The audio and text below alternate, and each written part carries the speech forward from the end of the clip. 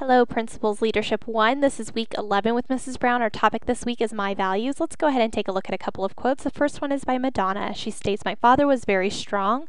I don't agree with a lot of his values, but he did have a lot of integrity. And if he told us not to do something, he didn't do it either." And then the Dalai Lama says, "Open your arms to change, but don't let go of your values." And that's what we're talking about today is values. Values make you who you are and influence what you do.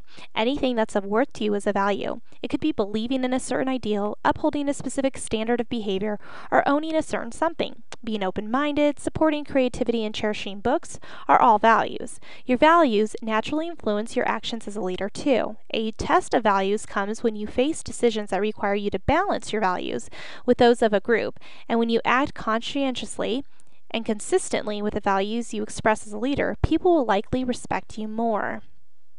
Do you know what's really important to you? Can you explain why? Each of us has our own set of values that help us determine our way of life. You probably share many similar values with people you spend the most time with.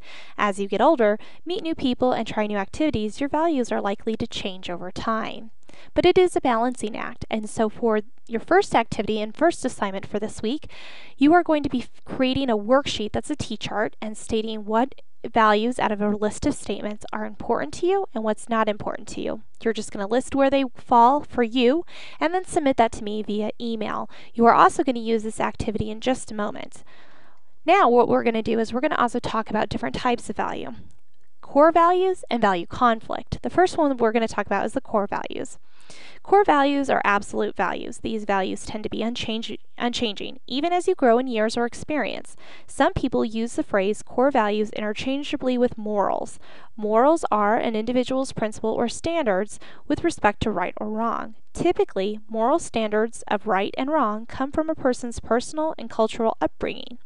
Examples of core values include treating others as you would like to be treated, putting family first, not stealing, and telling the truth. For some people, core values are tied to specific religions or spiritual views.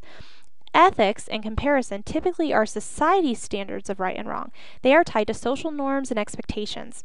We'll be exploring more about ethics in the upcoming weeks. The next one is value conflict. This occurs when you aren't sure about what you believe or want. It may also occur when you aren't clear which of your values is more critical in a situation. It's important to recognize value conflict when you are a leader because it can sway a decision you make for or on behalf of your group. The clearer your values are to you and the more you can recognize and respect what other values, the easier it is to deal with conflict. As you complete the following statements on your activity, I would like you to think what's important to you and what it says about who you are. So that brings us to our next activity. You are going to create for me a PowerPoint presentation this week. You will need to include the following information. You're going to state core values that are important to me, include, because, and give me some reason as to why. This can go back to even your first assignment part where you're actually looking at value statements, okay? So you could relate and have them in both activities, that's fine. The next one is the greatest influence, who or what, on the core values in my life include, and then give me a because. A value conflict I have dealt with is blank, and I handled it by. The next one is a value conflict I have faced or could face as a leader is, and then of course say I handled it or would handle it by doing such and such. Next, values are very personal in nature. In a leadership position, you may experience conflicts with your values. Sometimes being a leader requires compromising one value in order to honor another that is more important to you. Similarly, you may need to guide those you're leading to give and take so the group can move forward.